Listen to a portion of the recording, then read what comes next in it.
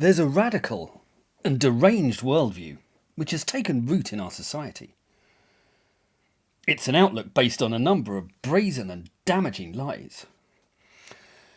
It's true that it's only held by a minority, but that minority absolutely dominate the media, corporate management, the arts, politics, the internet giants, and the education sector.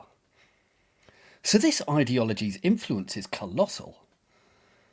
And unless one subscribes to it, one will be driven from every one of those immensely powerful institutions. This is the essence of cancel culture. Many people benefit from this phenomenon, as it reserves places of influence for their ideological kin. So they deny that it exists, or simply pretend that it isn't happening. At the root of this malaise is identity politics. And this cult has proven to be a poison to our societies. Relations between races, genders, and sexualities had been softening across decades of remarkable progress. But identity politics has flung that process into reverse and has thrown up division and resentment everywhere. We were genuinely approaching a point where the likes of race and gender really didn't matter. But now, they have become an obsession. Instead of uniting, our society is splintering into special interest groups which are fomenting cultural wars with each other. And those battles have leaked from the philosophical and ideological spheres into the physical world. The body count is rising, and the splits are widening. And every step taken by those who subscribe to this mania simply exacerbates that divide. Yet their only solution is to pour hate and scorn on those who question their approach, advise caution, or suggest a more productive course of action instead. The result is a society sliding into hysteria, while the culprits for this situation double down, refuse to admit error, and turn up the volume of persecution on those who are attempting to calm the crisis. They would rather continue with their errors than admit mistake. We saw this in the 20th century, when socialists pushed their ideas on frequently unwilling populations. Yet they refused to accept their ideology's manifest failings, and instead turned their hatred on their philosophical rivals, who they attacked with unbridled venom. And now, those of the same persuasion are committing the sins of their forebears, while demonstrating all of the arrogant intolerance and close-minded hostility that proved so damaging before.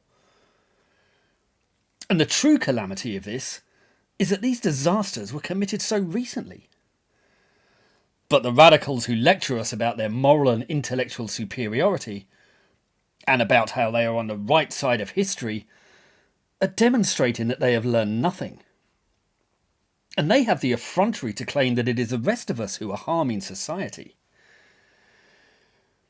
This damaging worldview is based on a willful and simplistic misinterpretation of history.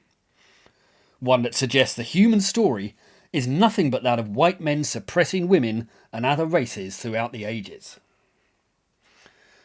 If one has already decided that this is the case, then it is, of course, easy to find evidence that supports it, and which proves to those already persuaded that they were right all along. The vast majority who ascribe to this view have never actually studied history at all. But their complete ignorance of the biggest subject of all has no effect on their certainty that they are right.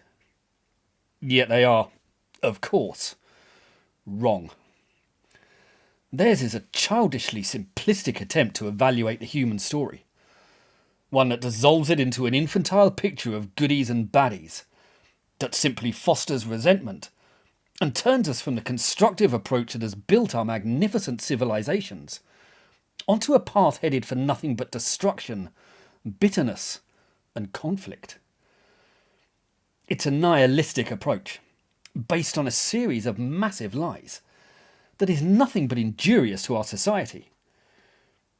Yet those advocating this are utterly persuaded of their superior virtue, acumen, and rigorous approach to evidence. It's difficult to know how to counter this. We must not go down their path of abusing, sneering at, and silencing those with whom we disagree. We must attempt to use charm and persuasion to change hearts and minds. But we must speak up. For too long, too many of us have been scared of this intolerant monolith, this bullying colossus that destroys lives while spreading falsehoods and sowing dissent. It destroyed my life, for a while. But such inconveniences are temporary, and this fight is far more important. The fight back has begun, and it's now time for more of us to stand up, to smile, and to say no longer.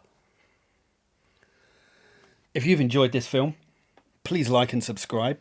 And if you're interested in these topics, I've written 2 books which go into them in extensive detail. They're called The Tyranny of the Left, and they're available on the links below.